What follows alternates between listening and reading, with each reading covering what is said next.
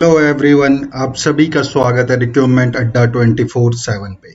आज हम इस वीडियो में बात करने वाले इंडियन आर्मी में जो लेटेस्ट वैकेंसी निकली हुई है उसके बारे में इस वीडियो में हम बात करेंगे। हम जानेंगे कौन कौन सी पोस्ट की वैकेंसी निकली हुई है, क्या एलिजिबिलिटी कंडीशंस हैं, अप्लाई करने का क्या डेट है, लास्ट डेट क्या होगा और किस तरह आप उसे ऑफलाइन अप्लाई कर सकते हैं, उसके बारे में हम डिटेल में इस वीडियो में बात करेंगे। अगर आपने हमारे चैनल को सब्सक्राइब नहीं किया तो हमारे चैनल को सब्सक्राइब कर ले, बेल आइकन को क्लिक कर ले ताकि आपको ऐसे ही लेटेस्ट गवर्नमेंट जॉब की इंफॉर्मेशन मिलती रहे। ये ऑफिशियल नोटिफिकेशन एम्प्लॉयमेंट न्यूज़पेपर जो आज का एम्प्लॉयमेंट न्यूज़पेपर है उसमें रिलीज किया गया है।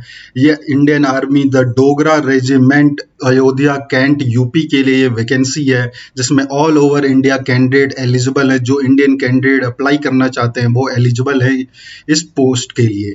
तो पहली पोस्ट है एलडीसी लोअर डिविजनल क्लर्क की, इसमें एक वैकेंसी है। इसमें जो एजुकेशनल क्वालिफिकेशन जो होगा उसमें 12th पास आउट चाहिए या उसके इक्विवेलेंट पास आउट होना चाहिए।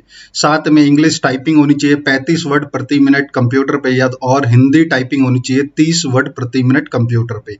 इसका पे लेवल 2 होगा। इसमें 19,900 से लेके 63,200 तक की आपकी सैलरी होगी। दूसरी वैकेंसी है ड्राफ्टमैन की।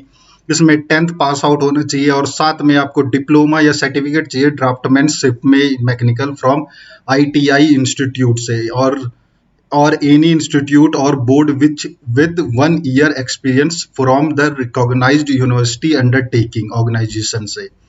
तो आपको 10th पास आउट होना चाहिए, साथ में डिप्लोमा या सर्टिफिकेट होना चाहिए ड्राफ्टमैन में और साथ में 1 साल का एक्सपीरियंस होना चाहिए किसी रिकॉग्नाइज्ड ऑर्गेनाइजेशन से या अंडरटेकिंग ट्रेड में। इसका पे लेवल 4 होगा। इसमें 25,500 से सैलरी 81,100 तक होगी। तीसरी वैकेंसी है टेलर की। इसमें 2 वैकेंसी है।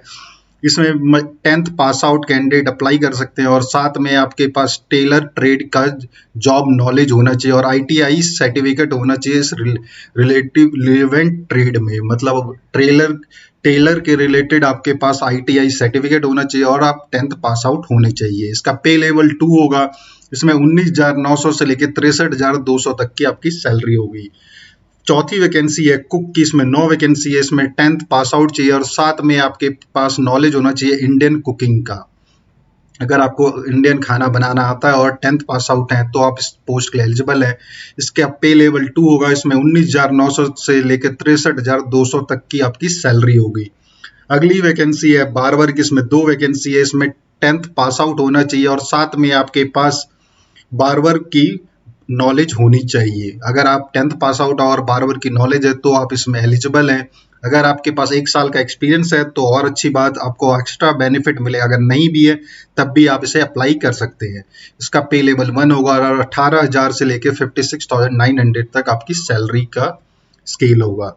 अगली वैकेंसी है माली की। इसमें 1 वैकेंसी है। इसमें 10th पास आउट चाहिए और साथ 10th पास आउट होनी चाहिए और अगर आपके पास 1 साल का कोई एक्सपीरियंस है इस ट्रेड के रिलेटेड तो आपको ज़्यादा एक्स्ट्रा बेनिफिट दिया जाएगा। अगर नहीं भी है तो भी आप एलिजिबल हैं अप्लाई करने के। इसका पे लेवल 1 होगा। इसमें 18,000 से लेके 56,900 की सैलरी होगी। एज क्राइटेरिया की बात करें तो जो क्रूशियल डेट है जिसका जो एप्लीकेशन फॉर्म का लास्ट डेट है उसके हिसाब से बात करें तो जनरल एंड ईडब्ल्यूएस कैंडिडेट के लिए 18 साल से 25 साल तक का एज क्राइटेरिया होगा। ओबीसी को 3 साल का एज रिलैक्सेशन दिया गया है। एससी एसटी को 5 साल का एज रिलैक्सेशन दिया गया है। अब बात करें तो जो यहाँ पे जो टेस्ट होगा वो डोगरा रेजिमेंट फैजाबाद यूपी में होगा। रिटन टेस्ट होगा, स्किल टेस्ट, ट्रेड टेस्ट और प्रैक्टिकल टेस्ट होगा। सिलेबस जो है रिटन एग्जाम का वो है जनरल इंटेलिजेंस एंड रीजनिंग के 25 क्वेश्चन आएंगे 25 मार्क्स के, न्यूमेरिकल एप्टीट्यूड के 25 क्वेश्चन आएंगे 25 मार्क्स के, जनरल इंग्लिश के 25 क्वेश्चन आएंगे 25 मार्क्स के, जनरल अवेयरनेस के 25 क्वेश्चन आएंगे 25 मार्क्स के। रिटन टेस्ट के लिए 2 घंटे का टाइम दिया जाएगा। इसमें 0.25 मार्क्स जो है नेगेटिव मार्किंग किया जाएगा। यहाँ क्वेश्चंस जो है आपको दोनों हिंदी और इंग्लिश लैंग्वेज दोनों में देखने को मिल जाएगा। एलडीसी के लिए आपको 12th लेवल के क्वेश्चंस पूछे जाएंगे और 10th लेवल के स्टैंडर्ड के question draftsman, tailor, cook, barber और एमटीएस माली के लिए पूछे जाएंगे। और आपको यहाँ पे दिया गया कि एप्लीकेशन फॉर्म के candidate will forward application form जो अलग भेजेंगे उसके साथ 2 सेल्फ एड्रेस एनवलप होना चाहिए। 2 सेल्फ एड्रेस एनवलप आपको जिसमें 30-30 रुपए का स्टैंप अटैच करके आपको देना होगा। और साथ में 2 सेल्फ एड्रेस पासपोर्ट साइज, ये self attested passport size photograph भी आपको एनवलप के अंदर देनी होगी, और जो फॉर्मेट एप्लीकेशन फॉर्म का दिया है उसके साथ। और ये जो एड्रेस है दिया है वहाँ पे ऑर्डिनरी या रजिस्टर्ड पोस्ट या कुरियर के थ्रू आपको इस एड्रेस पे commandant the Dogra regiment centre Ayodhya cantt Ayodhya UP के एड्रेस पे आपको भेजना होगा।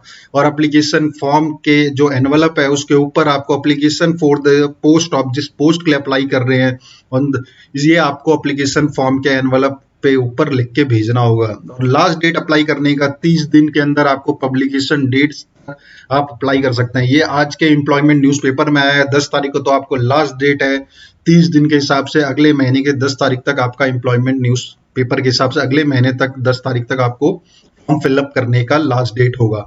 डेट जो क्रूशियल डेट है वो लास्ट मंथ के 10 तारीख के हिसाब से कैलकुलेट किया जाएगा।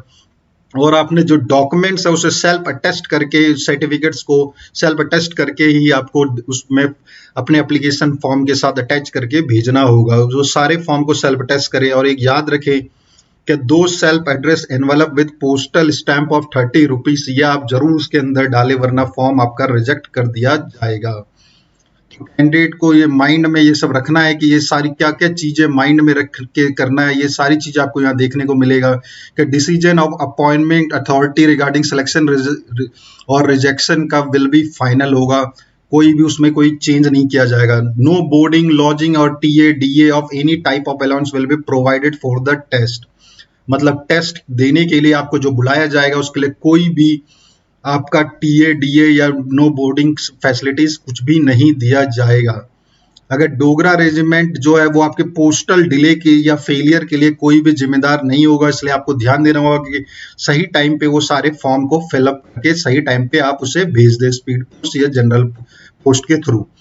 एप्लीकेशन फॉर्म का ये फॉर्मेट है, यहाँ पे दिया है किस पोस्ट के लिए आपको अप्लाई करना है वो यहाँ लिखना है।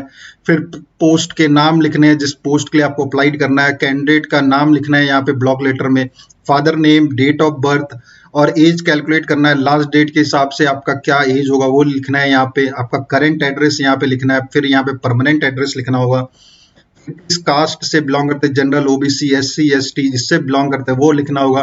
क्या क्वालिफिकेशन है आपकी, जो क्वालिफिकेशन लिखेंगे उसके डॉक्यूमेंट आपको सेल्फ टेस्ट करके लगाना है। कोई अगर एक्सपीरियंस है उसको भी यहाँ पे लिखेंगे, अगर वो डॉक्यूमेंट भी सेल्फ टेस्ट करके आपको लगाना होगा। किस कैटेगरी से आप अप्लाई कर रहे हैं, जनरल, ईडब्ल्यूएस, ओबीसी, जिस कैटेगरी से अप्लाई कर रहे हैं वो लिखेंगे। आपके पास टेक्निकल ट्रेनिंग है या एक्सपीरियंस है तो उसके रिगार्डिंग आप लिखेंगे। फिर डोमाइल सर्टिफिकेट है तो वो लिखेंगे। Whether you registered with any employment exchange, आप किसी भी एम्प्लॉयमेंट एक्सचेंज के साथ पूरे इंडिया में कहीं भी रजिस्टर्ड है, अगर वो लिखना चाहते हैं तो यस और नो लिख सकता है, अगर नहीं है तो नो लिख देंगे। और यहाँ डिक्लेरेशन है और यहाँ पे कैंडिडेट को साइन करना होगा और जिस डेट आप फिल कर रहे हैं वो डेट यहाँ पे लिख करके अपने सारे डॉक्यूमेंट को अटैच करके उनको भेजना होगा। नीचे वाला फॉर्मेट आपको फिल नहीं करना है, वो ऑफिशियल यूज के लिए है। तो इसी तरह ये आपको फॉर्म जो डोगरा रेजिमेंट सेंटर अयोध्या में निकला हुआ है, तो आपको इसी तरह ये इन सारे पोस्ट के लिए आप अप्लाई कर सकते हैं, आप कर सकते हैं। तो मैं आशा करता हूं आपको ये वीडियो देख करके समझ में आ गया होगा जो इंडियन आर्मी में जो लेटेस्ट वैकेंसी निकली हुई है किस तरह आप उसे ऑफलाइन अप्लाई कर सकते हैं, क्या एलिजिबिलिटी कंडीशंस है, अप्लाई करने का क्या फुल प्रोसेस है। अगर आपको ये वीडियो पसंद आई हो तो इस वीडियो को लाइक करें, हमारे चैनल को सब्सक्राइब कर ले, बेल आइकन को क्लिक कर ले ताकि आपको ऐसे ही लेटेस्ट गवर्नमेंट जॉब की इंफॉर्मेशन मिलती रहे।